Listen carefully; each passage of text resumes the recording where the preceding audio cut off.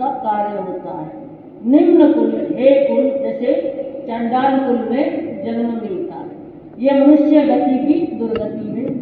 और इसी प्रकार देवगति में दुर्गति का मतलब समझ में आ गया होगा कि देवगति तो मिलती है, लेकिन निम्न कोटि का देव वाणव्यंतर आदि बन जाता है, परमाधामी देव बन जाते हैं। उच्च गति का मिलना नहीं हो पाता है। इसी संदर्भ में हमने एक प्रसंग आपके सामने रखना शुरू किया था कि किस तरह से देवगति की दुर्गति होती है। चर्चा चली थी कि प्रतिष्ठानपुर नगर में दो भाई रहते थे, भद्रबाहु और वराहमिहिर की बात सुनी। दोनों सगे भाई हैं, जिन वाणी को सुनते हैं, धर्म देशना सुनी और मन वैराग्य भाव से ओतप्रोत हो गया, संयम जीवन में प्रवेश कर लिया। 12 वर्ष तक दोनों भाइयों ने खूब अध्ययन किया, आगमों का खूब अध्ययन किया, चंद्र प्रज्ञप्ति, सूर्य प्रज्ञप्ति आदि अनेक प्रकार का ज्ञान प्राप्त कर लिया। लेकिन उन दोनों मुनियों में, यानी कि दोनों भाइयों में स्वभाव में काफी अंतर रहा। भद्रबाहु बड़े भी हैं, सरल भी हैं, विनम्र भी हैं, और वराहमिहिर जो है अहंकारी प्रवृत्ति का है, ज्ञान का अभिमान भी आ जाता है और थोड़ा कुटिल प्रवृत्ति का भी है। संयम जीवन में तो है, लेकिन प्रकृति में सुधार नहीं हुआ है। आखिर जब आचार्य पद पर शोभायमान करना था तो संघ ने भद्रबाहु स्वामी जी की योग्यता को देखते हुए उन्हें आचार्य बना दिया। अब आचार्य बन गए भद्रबाहु स्वामी। अब वराहमिहिर के मन में ईर्ष्या का भाव जागा, द्वेष का भाव जागा, यानी कि भाई भाई को देख के भी प्रसन्न नहीं हो रहा कि मेरा भाई है, बड़ा है, संयम जीवन में हम दोनों हैं, तो भाई आचार्य बन गया तो प्रसन्नता होनी चाहिए। लेकिन वराहमिहिर को ये प्रसन्नता नहीं हुई, और धीरे धीरे जो है ये मन में इतना द्वेष बढ़ जाता है, इतना द्वेष बढ़ जाता है भद्रबाहु जी की यश ख्याति को देखते हुए कि आखिर वो अपने इस संयम वेश को भी तिलांजलि दे देते। मन में द्वेष, मुनियों के प्रति द्वेष और संयम जीवन को तिलांजलि दे दी, लेकिन ज्ञान तो कहीं जाता नहीं। वेश भले ही इन्होंने छोड़ दिया, लेकिन वो ज्ञान इनके पास है, अनेक प्रकार की विद्याओं का भंडार हो गए थे। लेकिन अब क्या करते हैं, जो विद्याएं हैं, सिद्धियां जो उन्होंने प्राप्त की थी आगमों का अध्ययन करते हुए, और वो गली गली उसका तमाशा दिखाने के लिए तत्पर हो जाते। चमत्कार को नमस्कार, लोगों को चमत्कार दिखाई देता है, किसी का काम सद गया, किसी का स्वार्थ पूरा हो गया, है ना, तो भीड़ पीछे लगने लग गई। बस उसी में अपने आप को राजा भोज मानता है कि मेरे अनुयायी बहुत सारे। जब इस तरह का माहौल बनते बनते प्रतिष्ठानपुर के राजा के कानों में बात पहुंची कि वराहमिहिर बहुत पहुंचा हुआ ज्ञानी साधक है, मुनि रहा हुआ है, और इसको सम्मानित पद दे देना चाहिए। अपने राज्य में उन्होंने राजपुरोहित बना दिया। अब देखिए, अभिमान तो था ही, ईर्ष्या भी थी, और अब ये राजपुरोहित का पद मिल गया। अब और ज्यादा कड़वाहट हो गई। मद, कितने 8 मद, अब इस पद का भी अभिमान हो गया साथ में।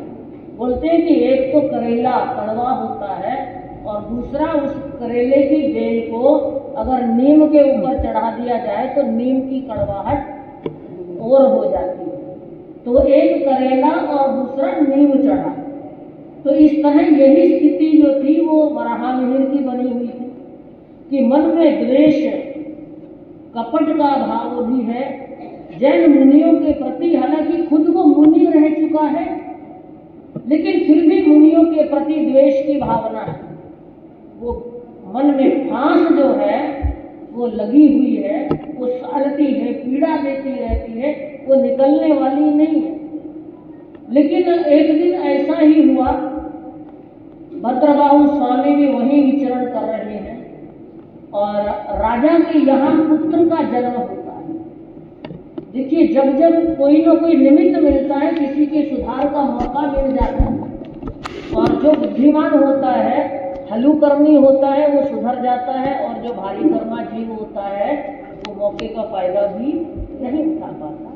तो राजा के यहाँ पुत्र का जन्म होता है, तो अपने राजपुरोहित को पूछा कि बताओ, ये मेरा पुत्र, नवजात पुत्र जो है, इसका भविष्य कैसा होगा। तो वराहमिहिर जो राजपुरोहित है उसने कह दिया कि देखो, ये शतायु होगा, दीर्घायु होगा, और 18 विद्याओं में पारंगत होगा। यानी कि सभी तरह से जो है उसकी बढ़ा चढ़ाकर बात कह दी कि ये नवजात शिशु परिवार की, कुल की जो यश पताका है उसको ऊंचा ठहराने वाला है। तो ठीक है, मन में संतुष्टि है। लेकिन फिर वो भद्रबाहु स्वामी जी के यहाँ दर्शनार्थ पहुंचे। राजा थे, राजा सब जगह जाते हैं, तो वहां गए, वंदन नमन किया, धर्म देशना सुनी, और फिर मन में जिज्ञासा रखी कि मेरे यहाँ पुत्र का जन्म हुआ है, मेरे पुत्र का भविष्य आप बताएं कि कैसा रहेगा। हालांकि वो जैन मुनि आचार्य बने हुए हैं, अंतिम श्रुत केवली भद्रबाहु स्वामी हुए, ये आप जानते हैं। वो संपूर्ण श्रुत का पारायण कर सकते थे एक मुहूर्त के अंदर।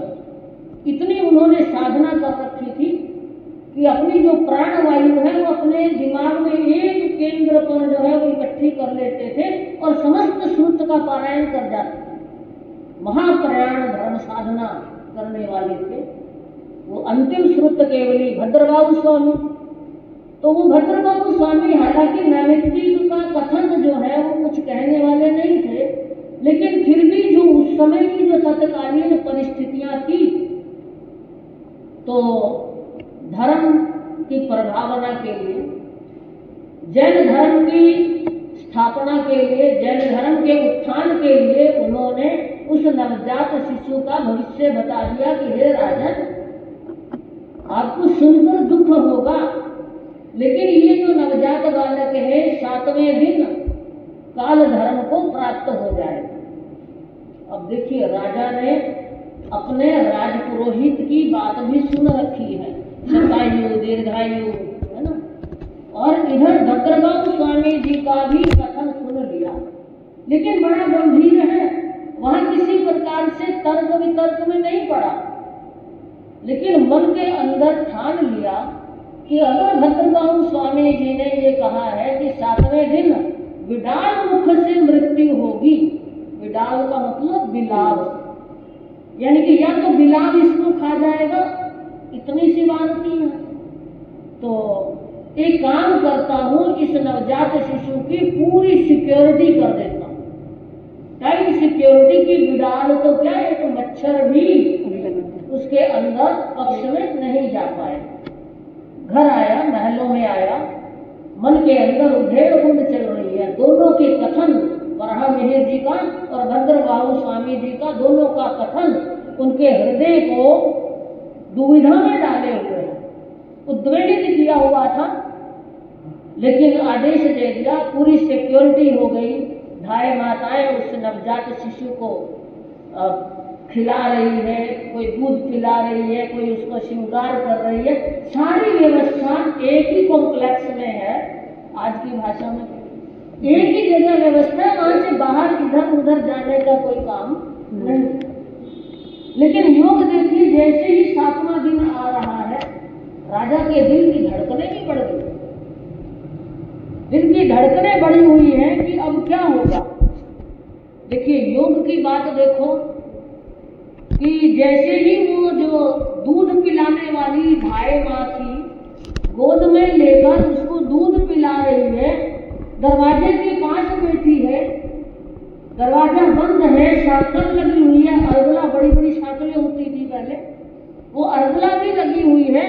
जैसे ही वो दूध पिला रही है, तत्काल में पता नहीं किस ढंग से वो अर्गला नीचे गिरती है और बालक के सिर पर पड़ती है। वो इतनी भारी सांकल उसके सिर पर पड़ी और उस नन्हे से बालक का प्राणांत हो गया। और जब उस अर्गला को देखा गया, उस अर्गला की अंतिम कड़ी जो थी, उसके ऊपर विडाल का मुख उत्कीर्ण हो रहा था, कि जैसे ट्रेडमार्क छपे हुए होते हैं ना, हर एक का अपने अपनी कंपनी का ट्रेडमार्क खुदा हुआ होता है, तो वो विडाल का मुख उसके ऊपर उत्कीर्ण हुआ था। तो समझ में आ गया, दुख भी हुआ, लेकिन जो भी अंतिम क्रियाक्रम जिस ढंग से होना था उस बालक का हुआ।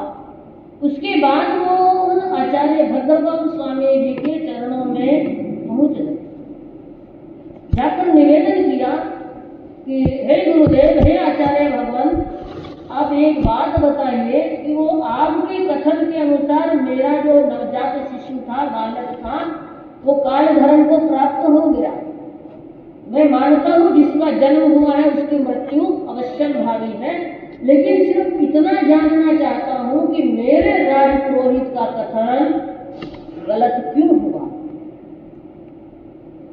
आपका कथन जो है वो अक्षर से सत्य सिद्ध हुआ है, लेकिन मेरे राजपुरोहित जो प्रकांड विद्वान है और मैं जानता हूँ वो आप और वो दोनों एक ही तरह से विद्या का अध्ययन किए हुए हो। अब भद्रबाहु स्वामी जी ने कहा कि देखो, वो गुरु का द्रोही है, ध्यान रखना। जो गुरु का द्रोही होता है, जो मिथ्यात्मी हो जाता है, उसकी विद्या जो है, उसका जो ज्ञान है, वक्त आने पर काम नहीं होता, काम नहीं आता है, वो सफल नहीं होता है अपने जीवन में। तो बता दिया कि वो जो वराह मिहिर है वो गुरु का द्रोही है, मिथ्यात्मी है और मायावी भी है, कपट करने वाला है। उसने संयम जैसे धन को ठुकराया हुआ है।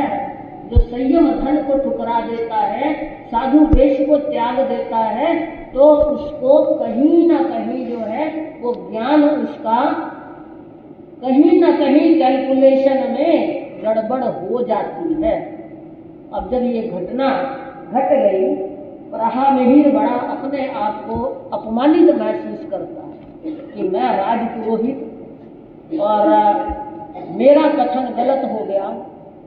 समझ में भी आ रहा है कि हमने झूठ बोला, वो अपने आप को ही बोल रहा है, मैंने झूठ बोला, क्योंकि वो लोगों को बताता था अरे मैं सूर्य की गति अपने आप देख के आया हूँ, चंद्रमा की गति, ग्रहों की गति, ये सारी चाल मैंने देख रखी है।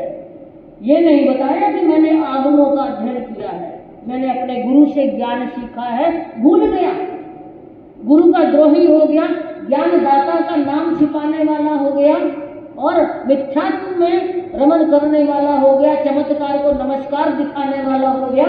इसलिए वो अपने आप में समझ रहा है, लेकिन फिर भी अपना अपमानित महसूस कर रहा है।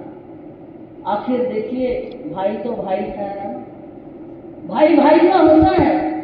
वो भद्रबाहु स्वामी जी स्वयं चलाकर उनके घर गए, जहाँ वराह मिहिर रहता, कि तसल्ली दे के आता हूँ, सांत्वना देने के लिए गए कि भाई कोई बात नहीं, अपने आप को अपमानित महसूस मत करो, आप आलोचना करो अपने पापों की, अपने पाप कर्मों की आलोचना कर लो।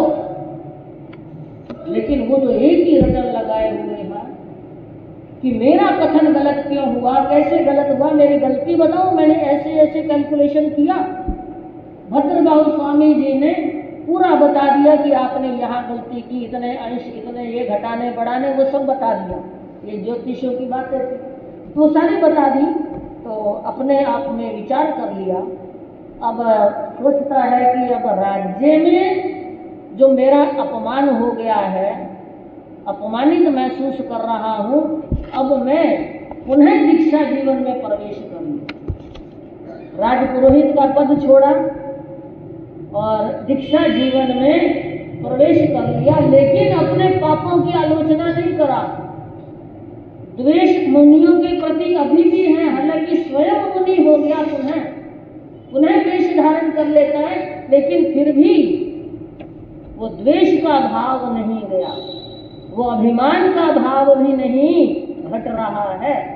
और ऐसा करते करते अंत समय में बिना आलोचना किए काल धर्म को प्राप्त हो गया। मुनि जीवन में था, देव पद तो मिला, लेकिन निम्न कोटि का देव बना। अब उसी नगर के बाहर पेड़ों में, सुनसान घरों में वास हो गया। जहाँ सुने घर रहते हैं, खंडहर हो जाते हैं, वहाँ ऐसे देवताओं का वास हो जाता है। क्योंकि आलोचना नहीं करी थी, तो जब हम अपनी चर्चा कर रहे हैं, अब मैं उसी बात पर आती हूँ कि आलोचना के बिना उसने काल धर्म को प्राप्त किया, मुनि जीवन में था, निम्न कोटि का देव बना, और अब उसी नगर के श्रावक श्राविकाओं को वो नुकसान पहुंचाता है, आते जातों को डराता है। डर लगता है? हाँ, भूत प्रेत से डर लगता है? छाया देख के भी डर जाते हैं ना। तो वो डरने लग गए लोग, उस रास्ते से निकलना छोड़ दिया, निकलना छोड़ दिया। फिर एक दिन कुछ श्रावक श्राविकाएं मिलकर आचार्य भद्रबाहु स्वामी जी के पास पहुंचे थे कि देखो, इस तरह से हमारे नगर में श्रावक श्राविकाओं पर संकट है, आप इसका कुछ निवारण का उपाय बताओ। तो भद्रबाहु स्वामी जी ने अपने ज्ञान के बल पर देख लिया कि ये आपत्ति विपत्ति का कारण क्या है, ये उपसर्ग किसका है। समझ गए कि वो वराह मिहिर है जो अंतिम समय में आलोचना किए बिना, अपने पापों की आलोचना किए बिना काल धर्म को प्राप्त हुआ। उसके मन में जो मुनियों के प्रति, जैन धर्म के प्रति जो द्वेष का भाव रहा है, कपट का भाव रहा है, अभिमान का भाव रहा है, उसके कारण उसकी दुर्गति, देव गति में भी दुर्गति हुई है, वही परेशान कर रहा है। अब सबको परेशानी से उबारने का भद्रबाहु स्वामी जी ने मार्ग बताया और 5 गाथाओं का ये उपसर्गहरण स्तोत्र रचना करी, श्रावक श्राविकाओं को याद कराया और उसके बाद ये उपद्रव शांत हुआ। तो कहने का मतलब ये है कि गलती हो भी जाए तो उसकी आलोचना होती है। हमारे इस जो हम उत्तरायण सूत्र का जो अध्ययन कर रहे हैं, उसमें अगला स्टेप जो है, जो हम मोक्ष मार्ग की ओर, सिद्ध शिला की ओर बढ़ने का जो हम प्रयास कर रहे हैं, हमने शुरुआत की थी संवेग से कि मोक्ष की तीव्र अभिलाषा, संवेग के साथ फिर हम निर्वेद में पहुंच गए, वीतरागता का भाव, अनासक्ति का भाव। इसके चलते हमारे भीतर जिन वाणी के प्रति अगाध श्रद्धा हो जाती है ना, सम्यक श्रद्धा हो गई, श्रद्धा के साथ साथ चारित्र धर्म के प्रति भी श्रद्धा हो गई। और जो श्रद्धा वाला होता है वो शुश्रूषा करता है, सेवा करता है, गुरु की सेवा, साधर्मी की सेवा करता है, यानी कि सत्य वचन जिन वाणी को सुनने में उसकी रुचि रहती है, विनय भक्ति करता है, गुरु के आदेशों को विनय पूर्वक सुनता है और अपनी दुर्गति के सारे दरवाजे बंद कर लेता है। ये आपने सुना था। और अगर ऐसा करते करते भी कोई भूल हो जाए, कोई गलती हो जाए, तो अपने आत्मा को शुद्ध बनाने के लिए भगवान ने कहा आलोचना कर लेना। तो हमारे पास जो अगला सीढ़ी है, अगला स्टेप है, वो आलोचना का है। गौतम स्वामी पूछ रहे हैं कि आलोचना से, अब देखिए आलोचना भी 2 प्रकार की है। एक में तो हम होशियार हैं और दूसरे में हम संकोच करते हैं, हमारा अभिमान, हमारी ईगो आड़े आती है ना। आलोचना होती है कि अपने दोषों को प्रकाशित करना, गुरु के सामने, ज्ञानी के सामने, अपने हितैषी के सामने, जो हमें सन्मार्ग दे सकता है, जो हमें प्रायश्चित देने का अधिकारी है, उसके सामने अपने पापों का बखान कर देना। ये तो होती है स्व आलोचना, अपनी आलोचना, है ना जी। अपने पाप तो छिपे हुए नहीं है ना। आप पाप करके छिप सकते हो, लेकिन पाप आपसे छिपे नहीं रह सकते। पाप छिपाया ना छिपे, छूटे तो मोटा भाग, दाबी डूबी ना रहे, रुई लपेटी आग। होशियार हो वैसे तो आप, है ना, बोलने में है जी, बोलने में होशियार हो। आचरण में लाने की बात थी कि स्व की आलोचना, यानी कि अपने से जो गलती हुई है, पाप कर लिया, घोर से घोर पाप हो गया, तो उसकी आलोचना। और आलोचना किसके सामने करनी, ये भी कंडीशन है, जो गंभीर हो, जो बात हजम कर सके। ऐसा नहीं कि आज आपने आलोचना की, उनके सामने अपनी गलती बता दी, अपनी कमजोरी बता दी, अपना भेद बता दिया, और कल को जाके, कल तो बहुत दूर की बात है, थोड़े से घंटे भर के बाद जाकर पूरे जगत में ढिंढोरा फेर देंगे। ऐसा व्यक्ति गहरे पेट का नहीं होता है, गंभीर नहीं होता। तो ऐसे व्यक्ति के सामने, गुरु के सामने, ज्ञानियों के सामने, श्रावक के सामने अपनी आलोचना नहीं की जाती है। आलोचना उनके सामने की जाती है जो ज्ञानवान हैं और गंभीर प्रकृति के हैं, गहरे पेट के हैं, उनके सामने आलोचना की जाती है। और स्व आलोचना की बात आई है। स्व आलोचना करने से क्या लाभ? और आलोचना तो हम कर लेते हैं, उससे हमारे कर्मों का भार और बढ़ जाता है। दूसरे की गलतियां ढूंढना, दूसरे की निंदा विकथा कर लेना, उसमें हम बहुत होशियार हैं। हमारी नजर भी बिना चश्मे के गलतियां देख लेती है ना। अपनी गलती जो है वो चश्मे के साथ भी नहीं दिखती है। तो ये बातें जो है ज्ञानियों ने कहा है कि अपनी आलोचना करना है।